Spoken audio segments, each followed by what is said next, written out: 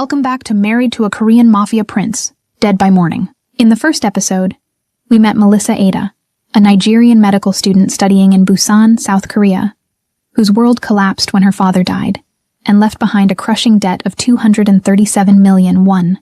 Cornered by debt collectors who threatened her family back in Nigeria, Melissa was offered a devil's bargain: marry Park Jin-woo, heir to one of Busan's most powerful families, for 1 year. The marriage would erase the debt. She would be free. She signed the contract. She walked down the aisle. She became Mrs. Park.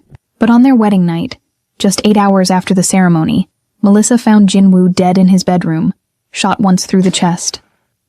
Security footage showed only one person entering and leaving his room during the time of death: Melissa herself. No one else. The evidence was damning. The family was convinced. Park Myung-ja, Jin-woo's formidable mother, made Melissa an offer she couldn't refuse: remarry into the family to preserve their honor or be treated as a murderer. The groom would be Park Tae-hyun, Jin-woo's older brother, a man who looked at Melissa like she was a threat that needed eliminating. Now, Melissa finds herself trapped in a new marriage to a man who believes she killed his brother, living under house arrest in a family compound full of secrets, with only one goal: prove her innocence before the Parks decide she's no longer useful alive.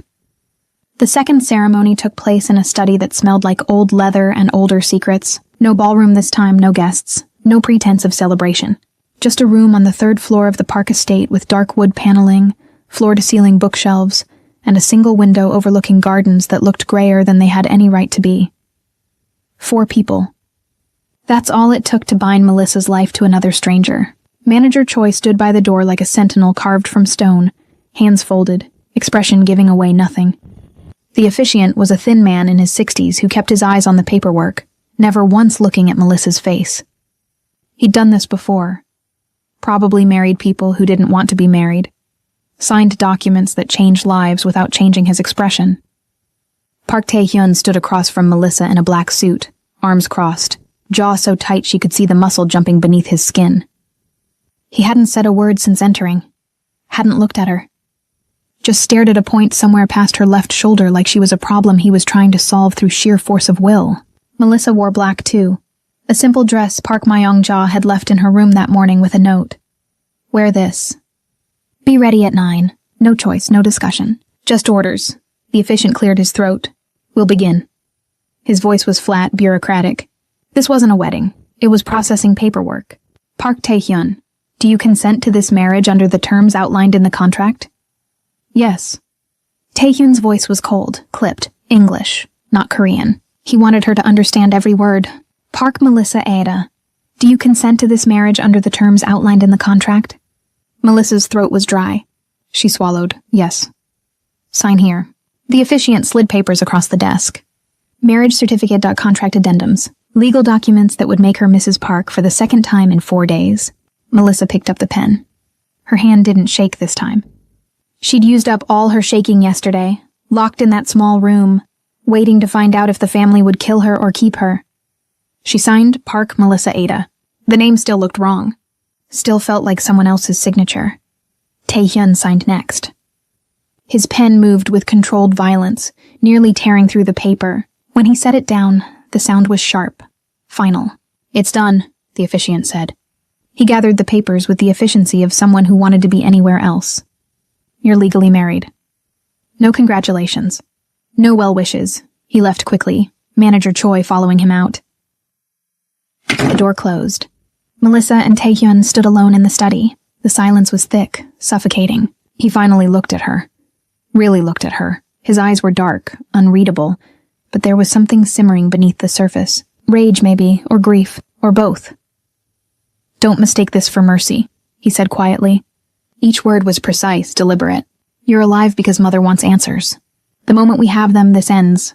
He turned and walked out, leaving Melissa standing in the study, legally bound to a man who'd just promised her death.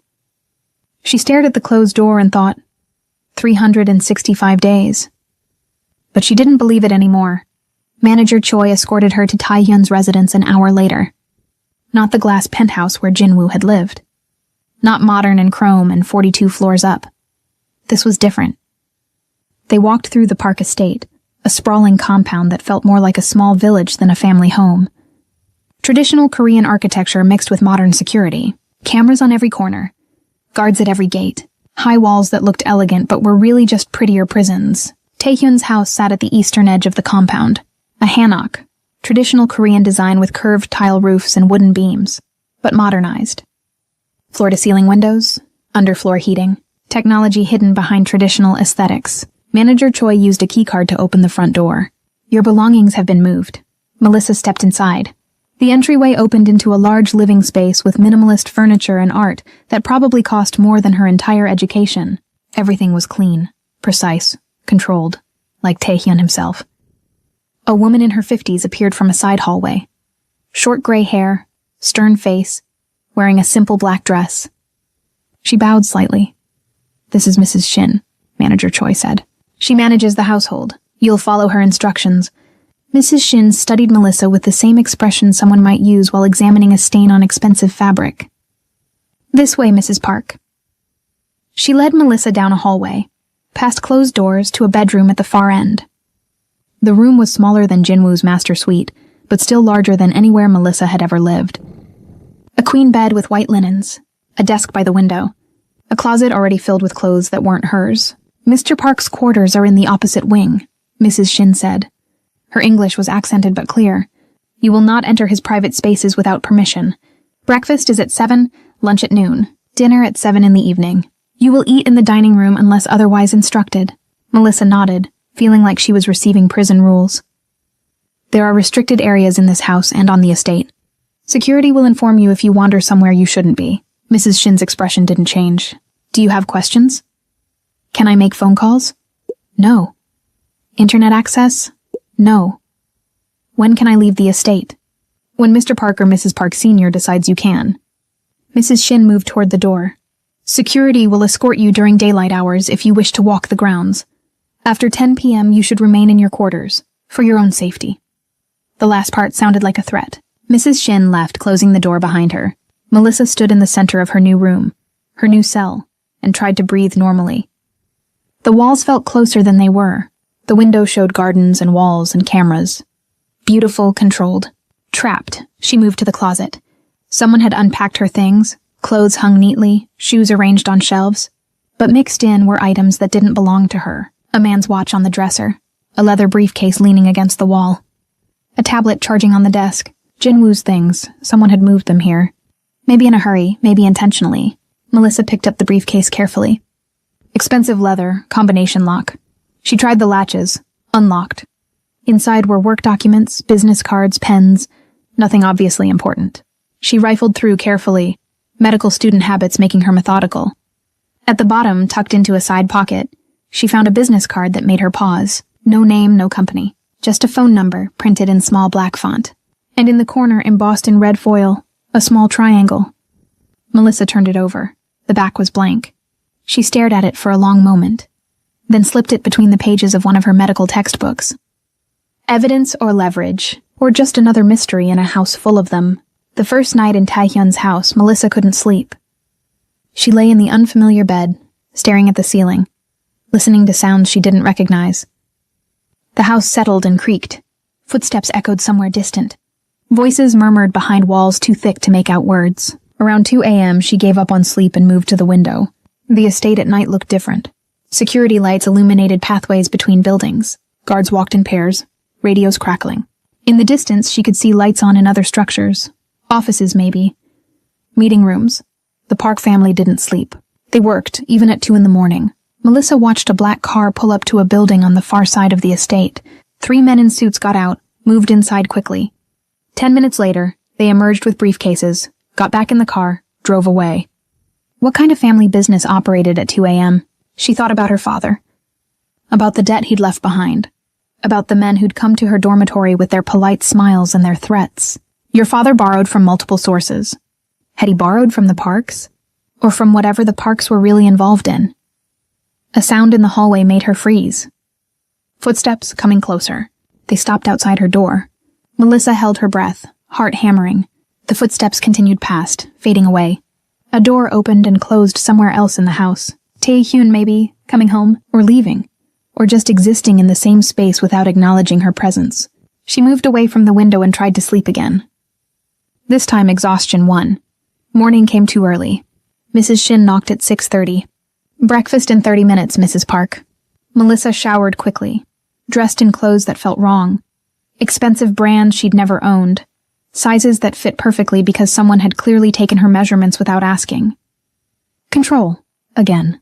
The Parks controlled everything, down to what hung in her closet. The dining room was formal. A long table that could seat 12, but held only 2 place settings. One at the head, one to the right. Taehyun was already there, reading something on his phone, wearing a gray suit that probably cost more than her semester's tuition. He didn't look up when she entered. Melissa sat in the indicated seat. A staff member appeared immediately, young woman, early 20s, silent, and placed a traditional Korean breakfast in front of her. Rice, soup, banchan side dishes. Too much food. They ate in silence. Melissa focused on her bowl, trying not to let the tension strangle her appetite. Taehyun's presence was oppressive even when he wasn't speaking. He radiated controlled hostility. 5 minutes passed. 10. Finally, Taehyun set down his chopsticks and looked at her for the first time since she'd entered. "You'll stay in the eastern wing of the house," he said. His tone was flat, businesslike. "Don't wander. Security reports your movements to me. If you need something, tell Mrs. Shin. Am I a prisoner? You're a suspect." He picked up his phone, checked something. "Cooperate, and this will be easier for everyone." "Cooperate with what?" "With staying alive." He stood, buttoned his jacket. "I have work, don't wait up." He left. Melissa sat alone at the long table, surrounded by food she couldn't eat, in a house that felt like a mausoleum. She spent the day exploring her boundaries. Mrs. Shin had said there were restricted areas. Melissa wanted to know where they were, wanted to map her prison. She walked through the house slowly, methodically. The eastern wing where her room was located. The main living areas, kitchen, dining room, sitting rooms with furniture that looked like no one ever sat on it. A library with books in Korean, English, Japanese. Medical texts caught her eye. Expensive editions, some rare. She pulled one out, flipped through it. Someone in this house valued medical knowledge. She moved down another hallway. More closed doors. She tried one, locked. Another, locked. A third opened into what looked like a gym. Exercise equipment, mats, weights, empty. At the end of the western corridor, she found stairs leading down. Melissa paused at the top, listening. No sounds from below, no lights. She descended carefully. The basement level was cooler, darker. The walls were concrete here. No wood paneling or decorative touches. Functional hidden. The corridor ended at a heavy door with a biometric scanner beside it. Fingerprint and retinal scan. Melissa stared at it.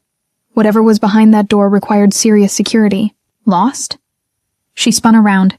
Taehyun stood at the bottom of the stairs, hands in his pockets, expression unreadable. How long had he been there? How had he moved so silently? "I was exploring," Melissa said, keeping her voice steady. "This area is restricted." Mrs. Shin didn't specify which areas. "Now you know." He moved past her, positioned himself between her and the locked door. "Go back upstairs." "What's down here?" "Nothing that concerns you. Everything in this house concerns me now." "I'm your wife." His laugh was sharp, humorless. "You're a contract. Don't confuse the two." He waited, clearly not moving until she did. Melissa climbed the stairs, but she filed away the information. Basement level, biometric security, something Taehyun didn't want her to see. 3 days passed in careful routine. Breakfast in silence. Taehyun leaving for work, or meetings, or whatever the Parks did during the day. Melissa alone in the house with Mrs. Shin, and silent staff members who cleaned and cooked and never made eye contact. She read medical textbooks, tried to study. Her final exams were in 6 weeks, assuming she survived that long. Assuming the Parks let her return to school. Assuming any of this had an end that didn't involve her disappearance. On the 4th night, insomnia won again. Melissa wandered to the library at midnight, found a medical journal, tried to read by lamplight. Voices drifted from somewhere else in the house. Male speaking Korean, too muffled to make out clearly. She set down the journal and moved toward the sound. The voices came from behind a partially open door. Taehyun's study, maybe. She crept closer, pressed herself against the wall, listened. Manager Choi's voice. The footage was clean when we reviewed it. Another voice, deeper, unfamiliar. Then someone got to it after. Question is who had access. Silence. Then Tae-hyun, cold and measured.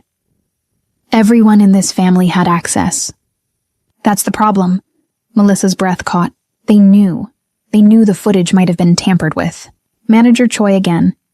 Do you want me to investigate internally? Quietly, Tae-hyun said. I don't want Mother to know until we're certain. And the girl? Keep her close. If she's innocent, someone used her. If she's guilty, she'll make a mistake eventually. Footsteps approaching the door. Melissa moved quickly, silently, back down the hallway. She made it to the library, picked up the journal with shaking hands, forced herself to look absorbed when the study door opened and closed. No one came looking for her, but now she knew. Tae-hyun had doubts. The family had doubts. The footage, the evidence that condemned her, might have been edited. She just had to prove it before they decided she was too dangerous to keep alive. The formal dinner happened on the 5th night. Mrs. Shin informed Melissa at 4 p.m. You'll dress for dinner tonight. Mrs. Park Sr. will be joining us. Wear the navy dress in your closet. Be in the dining room at 7. Melissa's stomach tightened. Park Myong-ja, the matriarch. The woman who'd orchestrated this entire nightmare.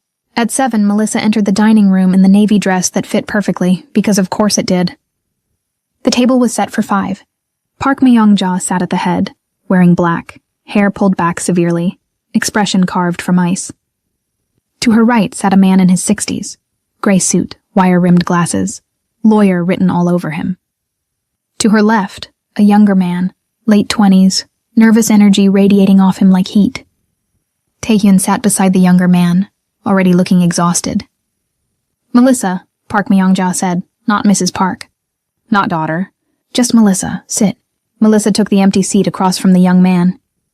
This is Mr. Kang, our family attorney, Park Myong-ja continued. And my nephew, Park Jin-seok. Jin-seok smiled weakly. He had Jinwoo's features, but softer, less defined. Like a photocopy that hadn't quite captured the original. Mr. Kang inclined his head slightly. Mrs. Park. Staff appeared with food, course after course of expensive dishes that Melissa couldn't identify. She picked at her plate, hyper-aware of everyone watching her. The conversation was carefully neutral. Business weather. Nothing about Jinwoo, nothing about murder. Then Mr. Kang set down his chopsticks and looked at Melissa. The preliminary findings confirm death occurred at 11:47 p.m., he said. His tone was clinical, consistent with the security footage timestamp. Melissa's fork paused halfway to her mouth. Park Myong-ja watched her. Tae-hyun watched her. Jin-seok looked down at his plate. The words came out before she could stop them. That's not consistent with the rigor mortis timeline. The room went silent. Every eye turned to her. Mr. Kang's smile was condescending. I don't believe you were present for the medical examination, Mrs. Park. Melissa set down her fork carefully. Her heart hammered, but her voice stayed level. I don't need to be. Rigor mortis begins within 2 to 4 hours of death, starting with the facial muscles and moving to the extremities. In the crime scene photos, she looked directly at Tae-hyun. Jinwoo's jaw and fingers showed advanced rigor. That suggests death occurred earlier, possibly as early as 11:15 or 11:20. The silence was absolute. Tae-hyun's expression didn't change, but something flickered in his eyes. You saw the crime scene photos? His voice was soft, dangerous. They were on your desk. The door was open. Mr. Kang started to speak, but Park Myong-ja raised one hand, silencing him. Melissa is studying to be a doctor, she said smoothly. Of course she would notice such things. She smiled, thin, sharp. How fortunate for us to have someone with medical expertise in the family now. She changed the subject with the efficiency of someone redirecting traffic. But the damage was done. Everyone was looking at Melissa differently now. Mr. Kang with barely concealed irritation, Jin-seok with something like fear, Tae-hyun with calculation, and Park Myong-ja with satisfaction. The dinner ended an hour later. Melissa excused herself, returned to her room, closed the door, and leaned against it. Her hands were shaking now. The adrenaline that had carried her through the confrontation was fading, leaving her hollow. She'd just challenged the official timeline. In front of the family lawyer, in front of Park Myong-ja, either she'd just helped herself, or she'd just signed her own death warrant. Footsteps in the hallway woke her at midnight. No, not woke her. She hadn't been sleeping.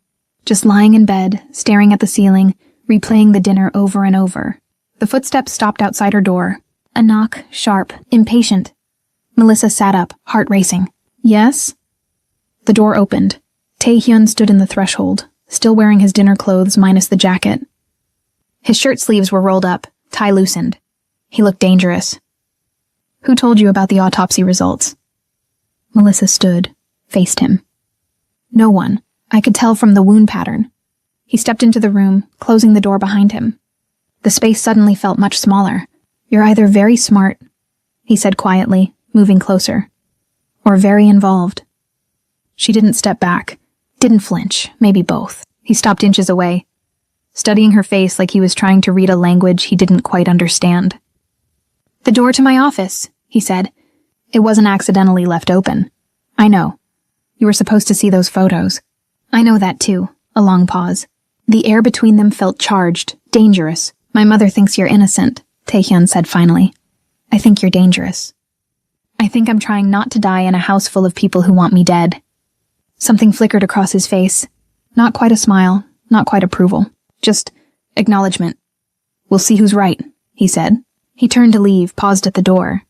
Stay out of restricted areas, Mrs. Park. Next time I find you somewhere you shouldn't be, I won't be as understanding. He left. Melissa sat on the edge of her bed, pulse racing, and realized something. That wasn't just a warning. It was a test, and she'd passed. 2 nights later, Tae-hyun sat alone in his private office, reviewing security footage for the 100th time. The hallway outside Jinwoo's room, timestamp running in the corner, 2340 empty corridor. Brightness still empty. 2342 Melissa enters frame, approaches Jinwoo's door. He paused the video, studied her posture, her movement. She looked uncertain, not like someone about to commit murder. But appearances meant nothing. He'd learned that years ago. He let the video play, 234215. She enters the room, 2342, 16, 2342, 17, 2344, 02. Taehyun's finger hit pause, he rewound. Watched again, 4217, 2344, 02. The timestamp jumped, almost 2 minutes missing. He checked the metadata. File last modified, 01:33 a.m. on the night of Jinwoo's death. Hours after the murder, someone had edited this footage. Taehyun sat back, mind racing. He picked up his phone, dialed a number he kept off the books. Yes, sir? The voice was young, male, efficient. I need the raw server logs from the night of the 15th. Every access point, every user ID, every modification made to security files between midnight and 3 a.m. That's going to include family members. I know what it includes. I also know you're discreet. Taehyun's voice hardened. Get it done. Tonight. He ended the call. Stared at the frozen image of Melissa on his screen. Either she was the most elaborate plant he'd ever seen, or someone had used her as the perfect scapegoat. And if it was the latter, that meant someone in this family was a killer. Someone close enough to access the security system. Smart enough to edit footage. Ruthless enough to frame an innocent woman. Taehyun thought about his brother.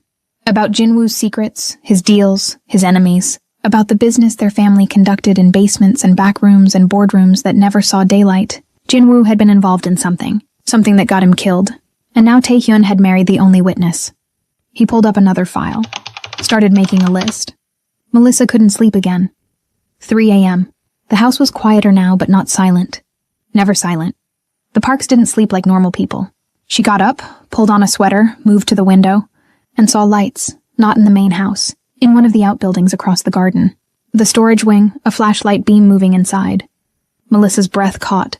Someone was in there. Someone who wasn't supposed to be. She should stay in her room. Should mind her own business, should not get involved. But if someone was breaking into the park compound, maybe they knew something about Jinwoo's death. Maybe they had evidence. Maybe they could help her prove her innocence. Melissa made a decision she'd probably regret. She slipped out of her room, moved through the house silently. Medical school had taught her to move quietly through hospital corridors at night. Same principle. Out the side door, across the garden, staying in the shadows. The storage building was separate from the main house. 2 stories. Traditional exterior hiding what was probably modern security inside. The door was propped open. Melissa approached carefully, listening. Movement inside. Rustling, someone searching. She peered through the gap.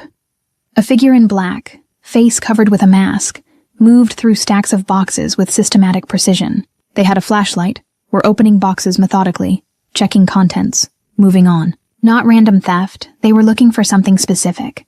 The figure found a box marked Park Jin-woo, personal effects in neat hangle. Melissa's heart hammered. They opened it, pulled out a laptop, pocketed something small, too quick for Melissa to see what. Then an alarm blared. Motion sensor triggered. The figure spun, saw the flashing lights, ran. Not toward Melissa. Different direction. They'd planned an escape route. Voices shouted. Security flooding in from multiple directions. Melissa pressed herself against the wall, hidden in shadow, as guards rushed past. The figure disappeared into the darkness beyond the compound walls. Too fast, too professional. Gone. Melissa waited until the security had spread out, searching the perimeter, before moving toward the opened box. She had seconds, maybe less.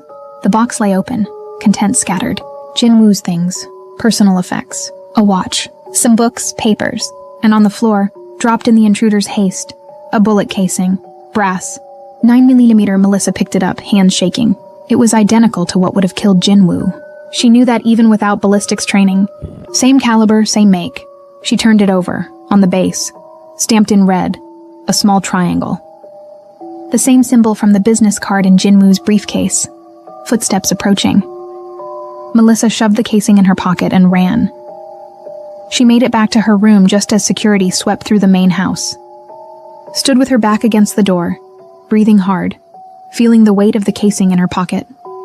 Someone had broken in, someone professional, someone looking specifically for Jin-woo's things, and they'd either dropped the casing by accident or planted it deliberately. Either way, it was evidence, real evidence, connected to the symbol she'd found on Jin-woo's business card. Melissa moved to her desk, pulled out her medical textbook, retrieved the card, held it next to the casing under her lamp. Same red triangle, exact match. What did it mean? What had Jin-woo been involved in? She hid both items in a hollowed-out medical textbook, old student trick, and tried to calm her racing pulse. Outside, security lights swept the gardens. Voices shouted in Korean. The entire compound was on alert.